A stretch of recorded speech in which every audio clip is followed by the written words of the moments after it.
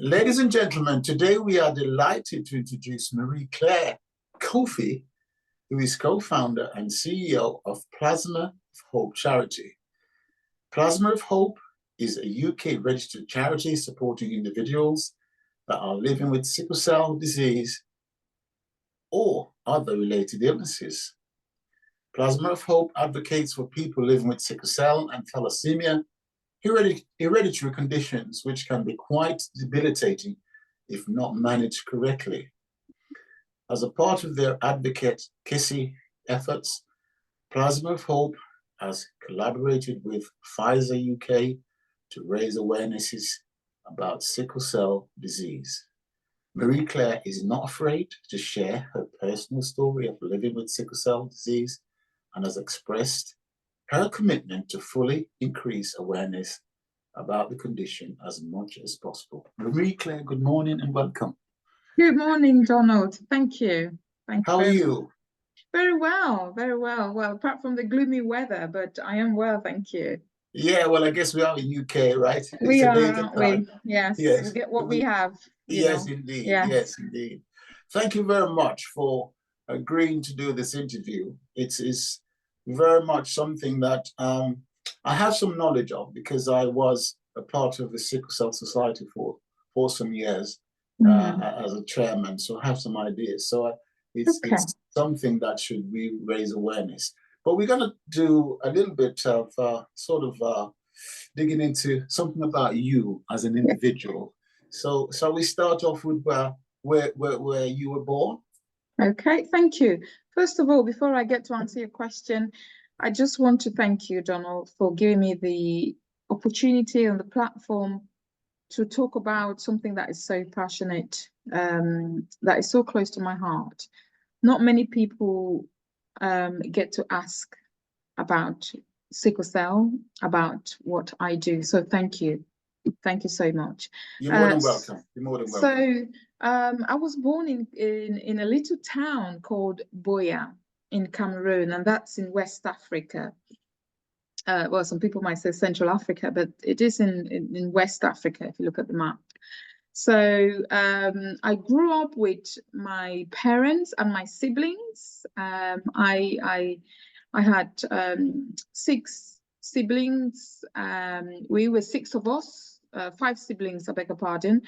And 2 of us, unfortunately, came out with sickle cell disease. So I had a brother who was a sickle cell sufferer as well, but unfortunately he passed away at the age of 32 in Cameroon.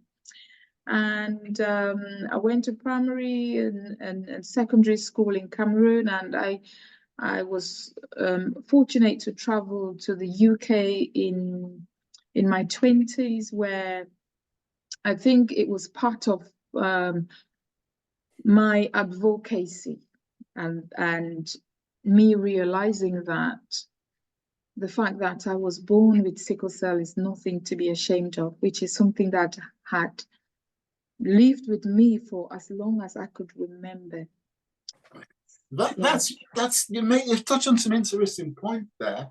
Yeah. And the first one is, I think you said 2 of your siblings, or yourself and one other. Yes, that's correct. Yes. Meaning that the others haven't got it? No, that's correct. That is quite something.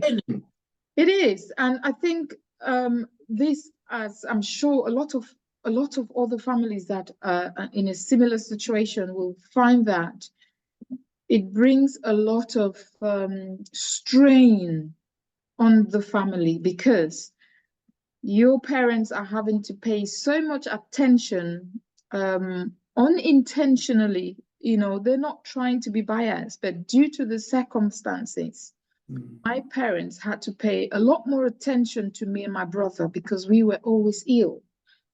And if you come from a family that do not fully understand the situation, your siblings might not understand. Luckily, my siblings did.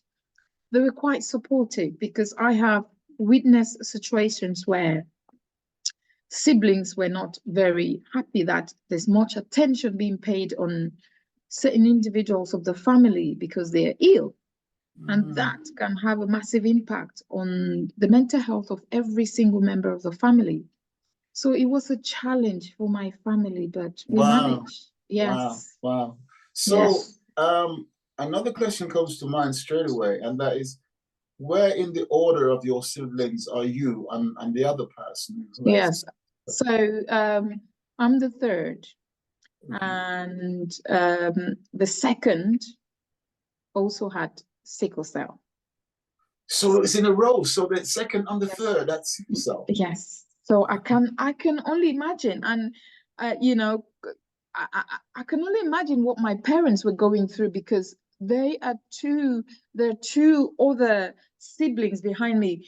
You know, having two children already with sickle cell disease and with all the challenges that comes with it, and you went ahead to have two more children, that must have been something. And luckily, you know, they haven't got the disease, they've all got the trait. But you know, I know back in the days, the awareness wasn't as much as it is now, and probably, well, very, very likely, because I have spoken to my parents about this, they had no idea what was causing them to have kids with sickle cell disease. Oh my goodness. So going back to your parents then, when they were growing up, or when they grew up, what was the effect on them? Because somebody's got the trait, right? Oh yes. My mom is no longer alive, but sorry to hear that. Thank you. While she was alive, it was difficult, because both of them worked, and I was constantly in hospital. My brother was constantly in hospital, and it's funny how every time I went into a crisis, my brother will automatically go into a crisis. No. Every time my brother went into a crisis, so we were always being admitted together. So isn't that something? Because you weren't twins or anything. We weren't twins, and a lot of people thought that we were twins, because you know, a lot of our struggles were interconnected somehow. And he was 2 years older than me, but we always got sick. Every time he is in pain, I automatically get pain. And they strain on my parents. My mom was having to miss work, and you know, have to leave my other siblings to either one of the parents, or the neighbors, or family members. And I remember my mom always, whenever we were in a lot of pain, my mom will always cry and wish to God that, you know, he would transfer all the pain and suffering to her instead. Oh my goodness. Oh my goodness. I can't even imagine. It was not a very good side when we were sick, what my mother used to go through. I know my dad was going through the same, but he was a man, and he was dealing with it like a man. But my mom was always so physically drained. She would cry, and and it used to break my heart. And I used to ask myself, why was I born like this? Really? Why was I bringing? I was very sad growing up, because I felt like I was bringing so much pain to my family. That's a very difficult thing for a young child or person to my childhood was, absolutely. My childhood wasn't a typical childhood, because I was quite sad. And back then, I didn't even know what it meant to be isolated. You know, I just felt like I couldn't really be comfortable with the other children. I couldn't play with the other children. And, you know, from the community that I came from, the stigma was quite high up there. We had people that will, all the families will refuse me coming to birthday parties because I've got sickle cell, and I will get really upset. Sometimes my mom will get people to pick me up from school because she's either running late from work or she can't get to pick me up on time. Yes, they'll pick me up, and when they take me to their house, you know, they'll have to give us food, and they'll have to put me and my brother in a separate room, because they don't want their children to catch it. And all right, so what you're saying there, and it is very, very much my knowledge as well, is that there's a lack of understanding. Oh yes. lack of understanding. And I did not understand it myself because I just knew that I was a very sick person, and I was bringing so much pain to people, so much distress to people, and not many people wanted. Sorry, did your mom have it and your dad, or was it one? They didn't. No, they didn't. So they had the trait, and it was only after, many years later that, they found out, because bearing in mind, the sensitization it was non-existent when I was growing up. Yeah, it wasn't. Even up until now, there isn't much sensitization about sickle cell, premarital counseling, and all that sort of thing. They didn't have all that. So they your parents or whoever had it didn't suffer. No. Wow. No, not my dad, not my mother, not my grandparents. No. So I can imagine then when you were born, or indeed your brother was born, which was 2 years before you, because sickle cell, it raises its head quite earlier on, doesn't it? It does, yes. Right, and then for them to be hit with a second child with it. Yes. I mean, when I was born, because for my brother, it took them quite a while to figure out that it was sickle cell. I mean, they had visited all kinds of places that were recommended by the community. They'd gone to all kinds of funny places to get treated. Some people said it was a curse. Some people said it was due to my parents having made somebody angry and all sorts of things. So we were taken to some very, very funny places to get it out of the system. But of course, it didn't work. And luckily, my parents realized that at some point that this is just causing more suffering than a cure. So your journey then, if we think about schooling, for instance, I mean, like, how was that? Oh, so schooling was something else, and this is something that I have spoken quite extensively on various platforms, on my YouTube channel and TikTok and all the other places. So this is one of the biggest challenges, especially in Africa, for for people living with sickle cell disease. First of all, my primary school was difficult.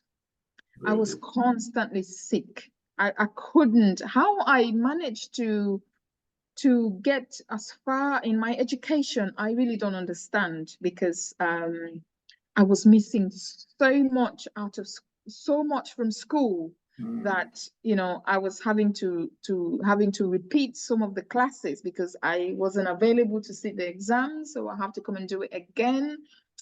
But I managed to.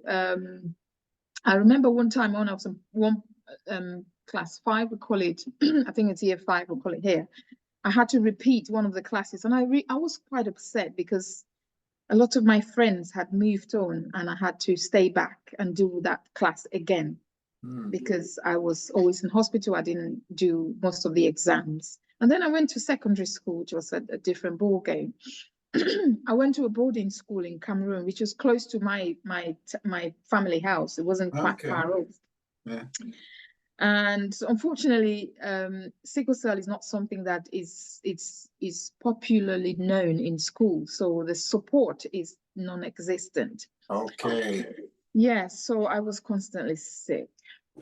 Can I say at this point? Yes. The thing about this is it is not a visually physical thing that people can say, oh, Marie Claire's got a broken leg or a broken arm, be careful or whatever. You looking at you now, I can't tell that. No. So that must have been quite a factor. It was, and that was what people always thought, that, oh no, she's normal, even though I was quite thin. But looking at me physically, you hardly know that, apart from my yellow eyes, which I used to have, you would hardly know that I had sickle cell. And even if you think, some people didn't even know what sickle cell is or was at that time. So, but what I did, because I loved school very much, every time I came back from being ill or for being admitted into hospital, I would play catch up. I would, and sometimes it used to haunt me because I would stay up so many nights trying to catch up from what I've missed. And then because I have put myself under so much strain, I fall sick. So it was quite a, Oh, yes, it was I, quite a challenge because I wanted yes, to finish my education with my peers, so I yes, was always, there was yes. pressure from the school to get rid of me because we have Really? something. Oh yes, we have something back home where um the school has to have a certain standards. So if you're in an examination class, for instance, every student has, that class has to have 100%. So every student has to pass. Really? So there was a worry that I was going to let them down, and I did not want to let them down. So I was pushing myself day and night Oh my to make God. sure that though everybody expects me to be the one to fail, I Mm. did not want to prove them right, and I didn't. And unfortunately, somebody failed, and it wasn't me. do, Yeah, do you think that you didn't want to let the school down more than you didn't want to let yourself down? I think both. Okay, Yes, okay. I That, didn't want to let, because growing up, everyone had expected me to be the one that's always behind. I couldn't take part in physical activities. I couldn't take part in wow. most activities at school. So it was quite expected. Oh, it's okay. It's Marie. She won't do it. Mm. But I just wanted to prove people wrong.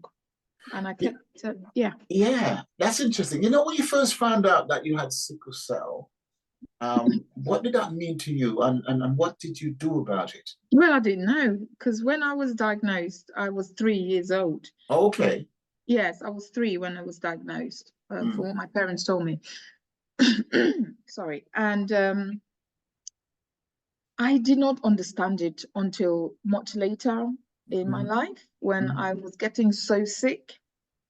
And I would ask my mother that, why am I so sick all the time? And they would explain all kinds of things. I have sickle cell, and from what I knew in Cameroon back then, I know that people that have sickle cell are people that are always sick and will eventually die at a certain age. So I was Mm. told that I was going to die at the age of 16 to start with, Oh and my then goodness. for 21.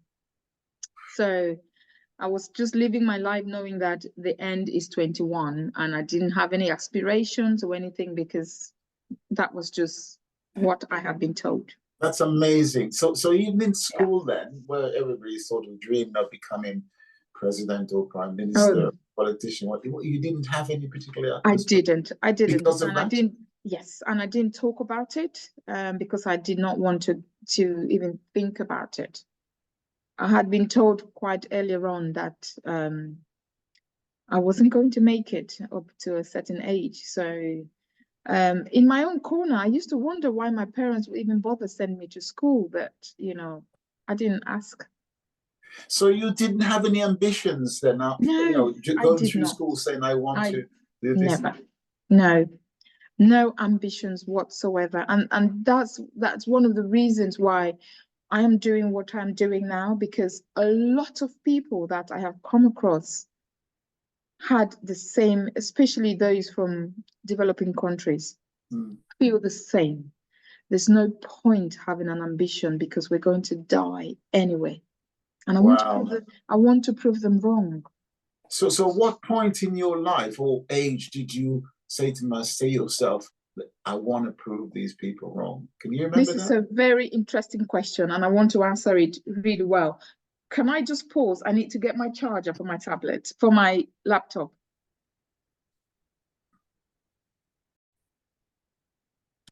So that was a slight pause there while the apparatus got fixed. So, ladies and gentlemen, we're back with Marie Claire. So, Marie Claire, you're going to tell us a bit more about your situation when you reach a certain point and made a decision to go forward. Yes, yes. First of all, when I realized that I had so much to live for was when I traveled to the UK, and that was in 2003. So I came to the UK and came with all my medication. And I knew that at some point I was going to have to see a doctor. But I was quite anxious because I didn't know how that was going to go down, because back home, you know, I only got to see the doctor most of the time only when I get into a crisis. And it's not a sight that I liked. And that was one of the things that was causing me so much anxiety. But I came to realize that I needed to register with the GP. I registered with the GP, showed the GP all my medications, and unfortunately, he told me to get rid of some of the medicines that I came with, that they were not very good for me. And that was that. And then I got into a sickle cell crisis. And sorry, before you tell us about this crisis, yes, did you decide to just relocate to UK? well, my parents wanted me to get a better education. So one of the doctors that used to look after me in Cameroon used to tell my parents that for them to be able to give me the best support, they should find a way to get me to travel to England. Oh. Because apparently she studied in England, and I think she understood the medical system, and she believed that I wasn't getting that. And she used to say, you're such a clever girl, and your brother, and I think it would be a good opportunity for you to go to England to study and get, yeah. Okay. So that's how, even though my mom wasn't very keen on okay, on it. Yeah. So I was in England staying with friends. I had never told them that I've got sickle cell disease. Oh yes, I was quite ashamed about it. So they didn't know. But unfortunately, I got into a crisis and they had to find out. And it was quite embarrassing.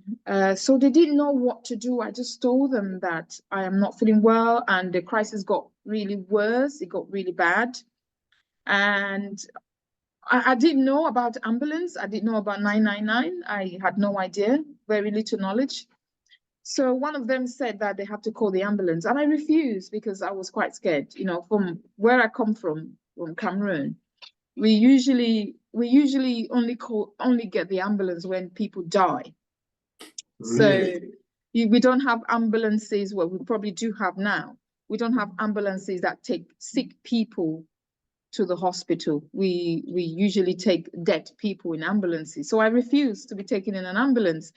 And then the ambulance people came, and they were so nice. They were so nice. And luckily, they asked me what was happening, and I said, I'm having a sickle cell crisis. I wasn't sure what else to say because I didn't know if they even know what sickle cell is.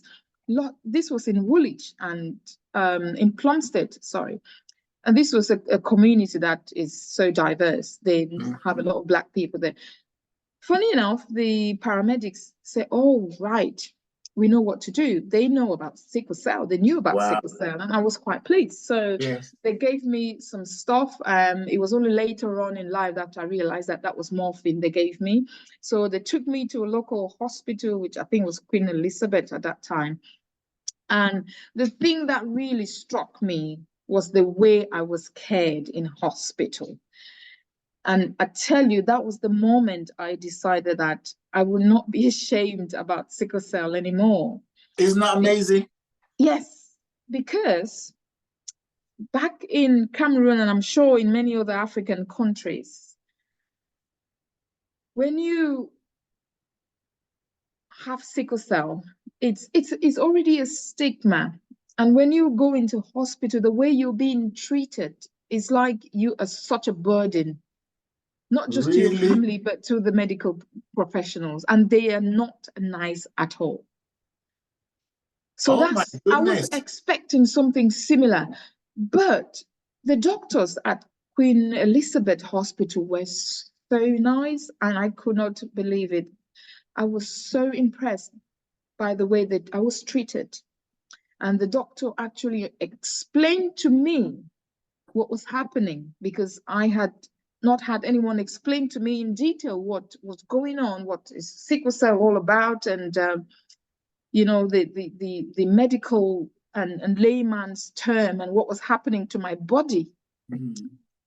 And then he gave me some advice on how to get on with life. And then I was discharged. I felt better. And then I was seeing them after every 3 months. And then I had some hope. Wow. And I was 22, I think, at that time. Wow. This is a quite something, in the sense that coming from the Cameroon and coming to UK, there is definitely a difference. Oh, there's a massive difference. Right. So the difference I know is the condition in terms of the hot and the cold. Because as from my knowledge, my little knowledge, is that the cold really affects individuals. Yeah. So what was your experience with that then? Yes, the cold and the heat definitely has an effect. When it's too hot, you can get into a sickle cell crisis because you can easily get dehydrated and you pick up infection.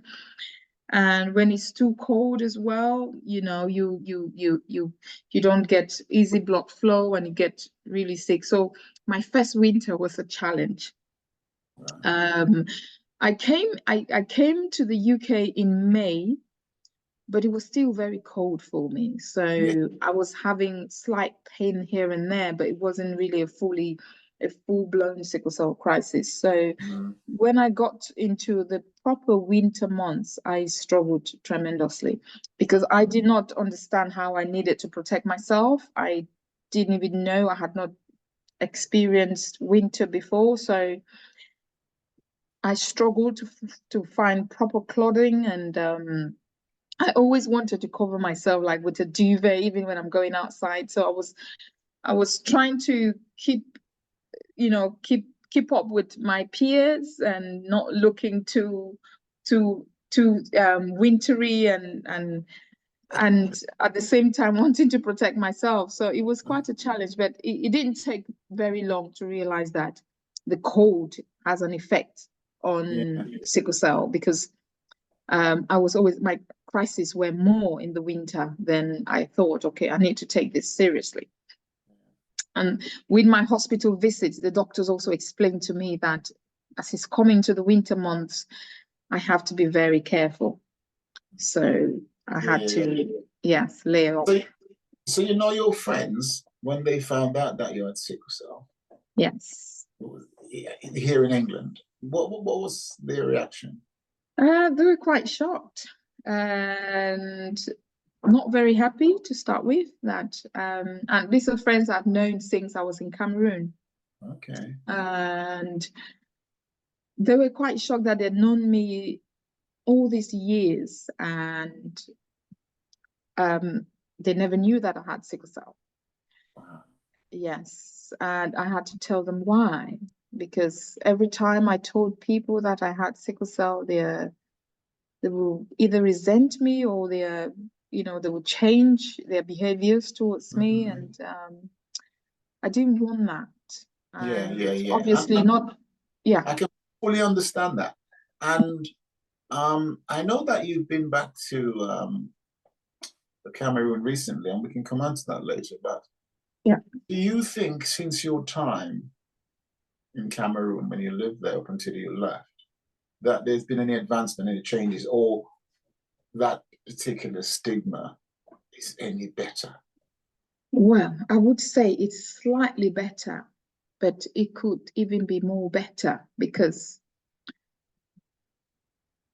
very slightly, probably 0.1%, because some of the families that I have spoken to while in the UK and I've spoken to while I've been to Cameroon, they've told me some of the horrible things that I was told while I was young. I remember this lady has a daughter. She's got 2 kids who have sickle cell. One of them is in primary and secondary school. And the way they're being treated in school, it's diabolical. That one of the child is not even allowed to come into the class with a water bottle. Really? And she is in a little community group. And the way she's been treated in that group, she'd had to leave that group because she's got children with sickle cell, and the things they say to her, she's just had to isolate herself. And it really breaks my heart that in this day and age, people are still going through this. And that was one of the reasons why I had to go back home and educate people, to say that they thought that because of sickle cell, I wasn't going to be alive. I wasn't going to become anything. But here I am, looking so well. But indeed. Yes. There's something that you said there, and I think people should understand this a little bit more. And it's only because I've dealt with it in the past. And you mentioned that a child that weren't even allowed to come into the class with a water bottle. Yes. Now, that is significant, isn't it? It is. It is. And in two ways. One is that you have to keep that, and you can tell me obviously more about it. Yes, of course. You have to keep hydrated. Correct. But because you drink a lot, chances are you probably go to the toilet a lot. More than the other children. Exactly. So the teachers need to be educated as well. They need to be educated. And this is one of the things that it's missing. And the reason I went back home is to establish a relationship with educational institutions, to create awareness for them to understand that if you have a child, if you have somebody in your school that has sickle cell disease, these are the things you need to be mindful of. They need to be kept warm when it's cold. They need to have their water bottle with them all the time. And because of that, they will need regular visits to the toilet. And it's okay. They just need to be supported. Wow, isn't that amazing? That is so amazing, because, you know, unless you have education throughout that child's life, you know, living every day, then the treatment you get is so unfair. It's so unfair. And it makes you feel sort of that you don't belong in society That's right. That's right. Can I come back to you then and ask about your idea of setting up sickle cell plasma of hope? Yeah, of hope. Wow. So why did you start that whole, or did you co-found it with someone else or something? No, I am the founder. Well, my husband and I, it's always, well, I always had the idea, and he, you know, he bought into it because he saw that it's something that means so much to me. Right. So, like I said, I used to live in London, and I lived in London for so many years, and then I decided to visit a friend in Dudley. And then we came and visited another friend in Warsaw, and I fell in love with Warsaw because since I'd come to the UK, I'd never seen so many green spaces and the parks and all the other things that got me really excited. That's a good endorsement for Warsaw. I'm sure they'll take that. Yes. I've talked about it so many times. And it just reminded me of back home, because that was the kind of setting I grew up in. Lots of farms around me, and I mean, in London, I missed that quite a lot. So I thought the whole of England was like London. So I was quite, I was quite pleased. So I decided, I said, oh, okay, I don't want to go back to London anymore. And then I moved to Warsaw. I moved to Warsaw. It was quite different. You know, it was quieter. It took a bit of getting used to, but the community was so welcoming. I instantly, established a relationship with the Methodist community in Warsaw, and I became a deacon in the church. I was helping quite a lot. Wow. I was helping, volunteering for lots of other organizations around. But then I got sick, and I realized that there is very little known about sickle cell in Warsaw. and there wasn't any organization that supported people with sickle cell. So every time I got sick, I would go to the hospital. It would take so long for them to attend to me because I believe that there was very little understanding or knowledge about the management of sickle cell in Warsaw. So it was quite a struggle. And then I get discharged. I'll go back home. The support was non-existent. I got in touch with the Sickle Cell Society, and because I used to volunteer for them, then they told me about Oscar Sanwell, and that's how I made contact with Sonia Lindsay, the late Sonia Lindsay. Yes. And I was quite active. She would always tell me about things going on, and she would tell me how to look after myself properly. But then I used to depend on public transport to do most things, and it was quite a struggle to leave from Warsaw to West Brom.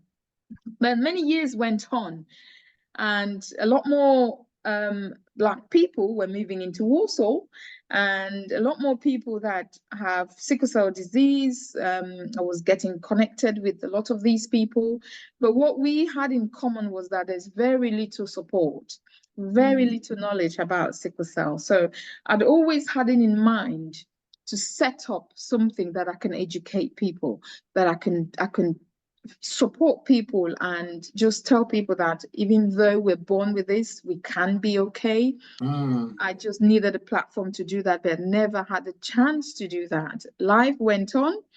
I became so busy, and COVID hit. So I was shielding. I was a radiographer then. My husband and I were home. Everyone was home, and then we decided that since we're home, we're all losing our minds. It's about time we bring that thing to reality. So he decided to look into it, how to set up a charity. Because while we were shielding, so many people were reaching out for support, for help, for mental health support, just wanting to talk. So we were already supporting so many of our friends who lived with the condition. Okay. So we thought it was only right to do it properly. How long ago was that? That was in 2020. Oh. Yes. And then we set it up. When we got approved, we had so many people who were willing to help. We had people who were willing to go and pick up prescriptions, to pick up things, food parcels, and go and give them to those that were shielding. And we formed a network of volunteers. Then we had a network of people that we were supporting. People needed blood transfusions, but couldn't get on the public transport because of COVID and all the other safety issues. We organized volunteers to go and pick them up and take them to hospital and bring them back. So it was something. And then that's when I realized that this has to go a bit further than this. We have to start educating people. I've got to applaud you and your husband, because I've had a look at your website and I'm very well impressed. Thank you. The things that you talk about, people, and the relationship with people and helping people. It's very evident even from your website, without you saying so. So that is so good, because thank you. It's so needed in the society, because like I said, I experienced this with, yes, the other charity, and unless you are serious about it and do it right, you're not doing people justice. And it comes across very well on your website, the things that you're doing. So I applaud you all for that. Thank you so much. I'm really grateful for you saying that. I mean, when we started helping people with our own money. And because as is always the case when you start a charity. Oh, exactly. And we were wondering, is this going to be sustainable? And my husband said, well, can you see the message that this person has sent you? Look at the joy in this message. And you're bringing so much hope to people. And then, you know, we had to take it out there and make the case for organizations like the National Lottery. And they saw the impact of the work that we were doing. The testimonials from people that have never seen something like this in Warsaw. It was incredible. And I was so pleased that I was brought up in such a way that even with all the challenges that I went through growing up as a child, as a teenager, as an adult, the one thing that my parents always made sure was that even when I don't have enough, it's important to share. That's fantastic. Yes. That's a wonderful message. And I've got to say, Yes. you show so much resilience as well, being able to cope with all the aches and the pains and everything, and then to have that vision Yes. to go forward to help others with their aches and pains. And now you've, I believe you set up a similar organization. That's right, in Cameroon, yes. Wow. Because I believe that we need to do something about that stigmatization. I mean, we had a launch of the event on the 27th of April, and we had so many families attend, so many people living with sickle cell, and unfortunately some people couldn't come because they're still being stigmatized. And one of the key things I said, one of the message I passed on was that I would like to see some of these young people grow up to be like me and even better. Well, you were a prime example. Yes, because they could not believe that I am 43 years old. Wow. And they're saying that we've been told that X or Y would not live past a certain age because I said, well, that's what they used to tell me. So you have to stop believing them and start supporting your child. Yes. And that's because of the lack of care and attention. Yes. Why these lack of care and attention. You have so many families that have stopped caring and paying attention because they think it's a waste of resources. So your children are going to die if you do not care for them. Exactly. That's amazing. Yes. That's absolutely amazing. Yes. So what's your expectation of the organization in the Cameroon? Because I know you're here and you're managing this. So, you know, it's a distant thing, isn't it? It is a distant thing, but we have already set up some dedicated people that are carrying on the work. Yes, I have some wonderful people that have been moved by my story, by my journey, because they're all seeing the work that I've been doing. Right. And they are willing to help to take this on. That's fantastic. I also have people that have sickle cell disease that are willing to take it on and spread the message. So I will be overseeing things, and now and again I will be going back home to make sure that everything is going well. There's nothing wrong with going back home every so often. No. Any excuse to go back home. Sickle cell impact on your life now? I mean, you've got children. Are they affected? No, so that's another story, probably for another day. But I will say it's a miracle.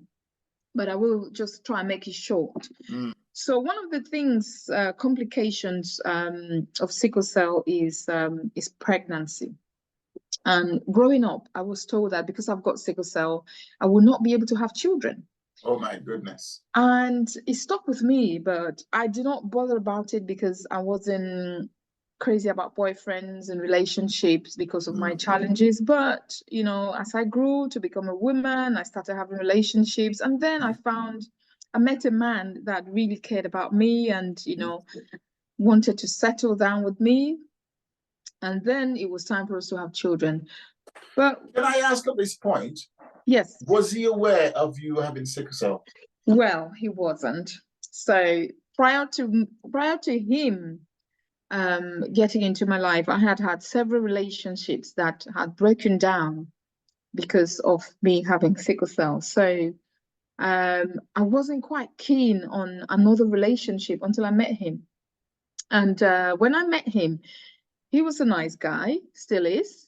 And yes, but I had to just make him understand that I'm not prepared to take this further, because you have to know that I have a complication that you might not want to get involved with, and it's better I tell you from the onset, so you know. I said, I have a situation.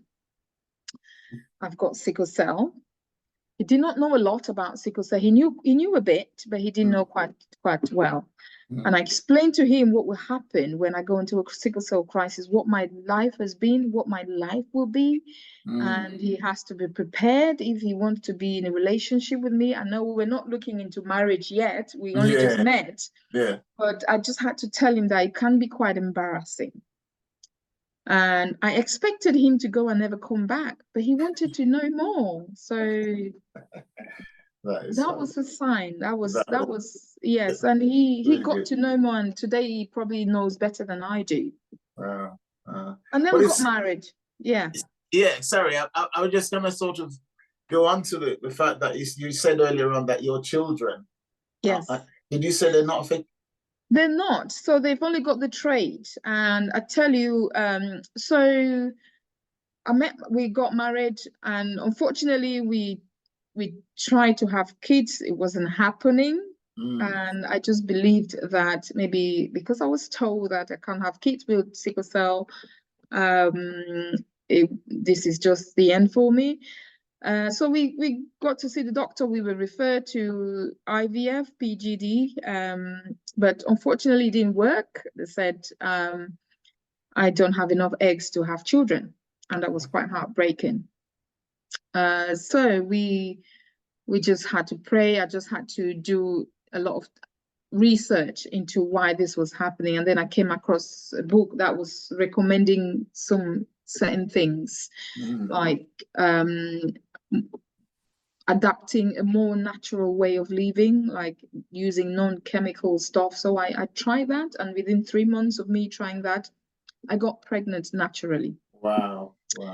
But my concern was my husband tested when we met, and he was AS. Okay. So we had a very high chance of having a child with sickle cell. So there was me. So for the purpose of the public watching this, AS. So AS means he has a sickle cell trait. So so for someone who has a full-blown sickle cell is SS. It's got the SS gene. So if you have got just the trait, that means you've got one sickle cell gene and a normal gene, which is the A gene. So you will hear a lot of people say, no, I haven't got the full-blown sickle cell, I've only got the trait. So which is what my husband has. He's got the trait, which is majority of Afro-Caribbean people have. You don't have any symptoms, you don't have any pain, even though a minority of people with the trait have some symptoms, but majority of people with sickle cell trait do not have symptoms. But what it means is that you've got to be mindful of who you get married to, because of course he met me. I have got 2 sickle cell genes. We have a very high chance of having children with sickle cell. That is 75% chance, which is very high. Yes. So that was the reason why we decided to go through IVF, so that it could be eliminated. So just so you know, there is a procedure in the UK called PGD, pre-implantation genetic testing, or genetic diagnosis. So we were told about that procedure, where if you find yourself in my situation, you can be referred by your doctor, and it's free under the NHS. The embryos, your eggs will be collected, and the sickle cell embryos will be eliminated. Is that right? Yes. And this is amazing. It is. And I've talked about this on my social media platforms quite a lot, on my YouTube, because not many people know about it. And so only the healthy genes with the embryos will be put back, so you can have a healthy baby. But unfortunately, it did not work for me. Oh. Yes. So we were meant to have 3 cycles. We went to the first one. They said, I don't have enough eggs. It could be due to my complication of sickle cell. So we were not even giving a second chance, which was quite heartbreaking. Oh. So that's the reason I said I did my own research, did things, and then I found that I was pregnant. Then I became anxious. What will happen? What if the child I'm carrying has sickle cell? And I wasn't Naturally, not naturally, yes. Yes. So we had to go and do a test in the pregnancy. So you can test your pregnancy at a certain point in time to see if the baby you're carrying has sickle cell. And we did that. And luckily, the firstborn, I was pregnant, he didn't. And then we decided to try again. The second one, the same, it didn't. Fantastic. So it's just a miracle. That's all I can say. Oh my God. Yes. You must have been so overjoyed with it as a family. It's just beyond words. It was beyond words. When we were giving the news, because they had to take the samples, it was quite painful because they had to get fluid from the placenta and there's a high risk of miscarriage. Okay. And then they have to send it off to Oxford and you had to wait about a week or 2. So you can only imagine the wait. Oh my God. Do you know what? I'm talking to you now, and a good percentage of people in life go through what we call normality. Yes. So and I'm going to put myself within. I have no idea.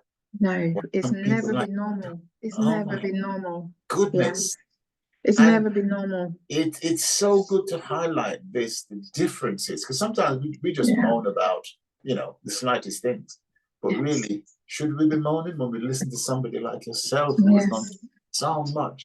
Yeah. Wow. I applaud you, my dear. I really applaud you very much.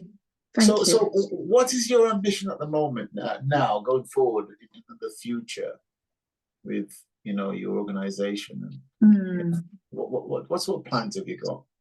Well, my hope is that I will get from the work that I'm doing, I will get so many advocates who will come and join me and even take on the work that I'm doing. Because it would be sad to know that when I'm not here today, the work dies. Yes, I hear what you're saying. And what sort of percentage are we dealing with in terms of people with sickle cell here and even back in Cameroon? Is it the high percentage of people? I would say here is give or take. So for Warsaw, well, for the Midlands, because we cover the Black Country, I would say about 30%, bearing in mind it's majority a white community, and 30 to 40% of people have sickle cell. And when we say people, are we dealing with all ethnicity? Are we narrow it down to Afro-Caribbean? No, Afro-Caribbeans. And bearing in mind as well, we have some Mediterraneans, which we'll probably not put in that bracket. Yes, because some Mediterranean people do have sickle cell. Yes. Yes. And I also know that you deal with thalassemia, which we a lot of the Asians. Yes. Thalassemia as well. Yes, and that is something that I have come to learn while I'm in the UK. And it happens that I have B thalassemia. You have that as well? Yes, and I did not know that. Wow. I have beta thalassemia, and I did not know that until I came to the UK. That's amazing. So we support a number of thalassemia patients as well. Excellent. Who are facing similar challenges. Excellent. Yeah. Well, you're certainly taking us on a journey here, which I know for sure that a lot of people will want to hear your journey, because it really does show that, this stigma that goes on is still going on. And with your work, obviously, will help to eradicate some of that as we go on in time. So I really hope that, you will get all the advocates that you need to help you to carry on the fantastic work that you're doing. And it's so important, especially back in the Cameroon where you came from your mother country to go back and develop a national thing that will That's spread right. through. I would imagine that's going to spread Yes, throughout absolutely. itself. It will. Yeah, It will definitely spread through Africa, because I believe that we're all facing the same problem in Africa, across yes, Africa. yes, and indeed the rest of the world in terms of Yes, yes, Black people, because it is very much in the Caribbean as well. it It's not is. just Yes, Africa. So that's fantastic. yes. So at this juncture, I want to say thank you so much for taking time out of your busy schedule to talk to us. Thank you for having me. Thank you. Yeah. It's been a pleasure. Have you got any questions at all about the forgotten generations? Well, if you just tell me a bit more about what you do and why you decided to do the forgot, because the name really struck me, the Forgotten Generations. It relates. Yes, yes, yes, yes, yes. And you know, the name itself, I mean, I kind of started off with other names, and I think it was my wife who ultimately said something that helps. You know, when you're dealing with people and you talk to your husband, your wife, and eventually you get Yes. there. I think that's Yes. how that eventually got there. However, it's looking at the fact that what happened to me. I wrote a book called My Path of Life. Okay. And in that, I was left in the Caribbean as a child. Right. My father left when I was 4. My mother left when I was 7. Oh, wow. There were 5 of us. Right. And when my mother left, we were like the word farmed out to different, godparents or grandparents or whatever. Right. I see. And then parents come to this country, Right. or America or Canada. And I looked at that after writing the book, and I just took a chapter and I put a question mark in between and said, wow, what happened next? What happened to the children that were left behind? Wow. And what happened to the parents who came to this country? How did they get on? And that's how I started the Forgotten Generations. Because I said to myself, there must be thousands, probably even millions of these people. There must be. Right? So what stories have they got? Because they're not all good. Because some of these children that are left behind, they met good, bad, and indifference in terms of who they were with, And also the parents, they come to the country, how did they get on? Good, bad, and indifference. And also the children meeting up again with their parents, did they ever bond again? And sometimes they never met again. Wow. So there's so much in all of this. That must be something. I can't only imagine moving to somewhere and leaving my children behind. I mean, I was only in Cameroon for 2 weeks and I struggled without my kids. Well, my mother left when I was 7, I think. I didn't see her again until I was 13. So quite a few years in between that. And because I love my mother so much, I really felt it like every day, when am I going to see my mother again? That sort of thing. Yeah. But there were so many other children like myself. And some did not get to see their parents again. And I've interviewed parents who tell me that they left the children behind and they pined so much for them. This one particular lady who is 101 now, she's a dad. Oh, right. Yes, yes. Right. She tells me, I never bond with my children again. When I first left, I cried every day. And my husband could not console me. It was so much to bear that she used to go out into the street, and the first lady she saw with a baby, she used to ask the lady to hold, can I hold your baby? That's how much she missed her own children, So looking at all these stories, I'm thinking to myself, wouldn't it be great to collect these stories, to educate the public, to say, you know what, we are a people as well, and this is how we have experienced life. And on top of that, because I'm ex-military, I tell the people story about people who were in World War I and World War II and beyond and still serving, and the sacrifices and contributions that they've made to Britain. Wow. Which is missing from the national curriculum in the school. Yes, and it's very important. Yes, We yes. cannot forget that. No, and we talk about October, Black History Month. Well, we are Black every day of our lives. We absolutely are. So we should have history every day of our lives in Yes, school, we should. right? Like every other ethnicity and nationality. Correct. We should right across the board. So the ethos of the forgotten generation is to look at that, to have the national curriculum permanently reflecting Black history. That would be fantastic, and I wish you all the best with that. And just speaking up from what you've just told me, and I feel really touched. Collecting all this oral history from people who are telling you some of the things that they will, some of them will get so vulnerable, telling you their emotional stories, and these things must be very difficult to hear. How do you look after your own well-being while? That's a very good question. That's a very good question. And I do get some very, very deep sort of, stories. And imagine.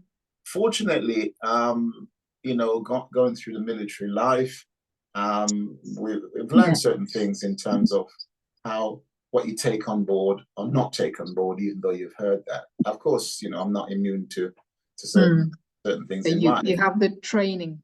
Yes. Because there are some, and you're so astute in what you just said, because people do get to a very deep level where they because a lot of times they've never been asked the question before. Nobody's given them a platform to actually express themselves, and they have to relive these moments. Yes, and some people get to the point of tears.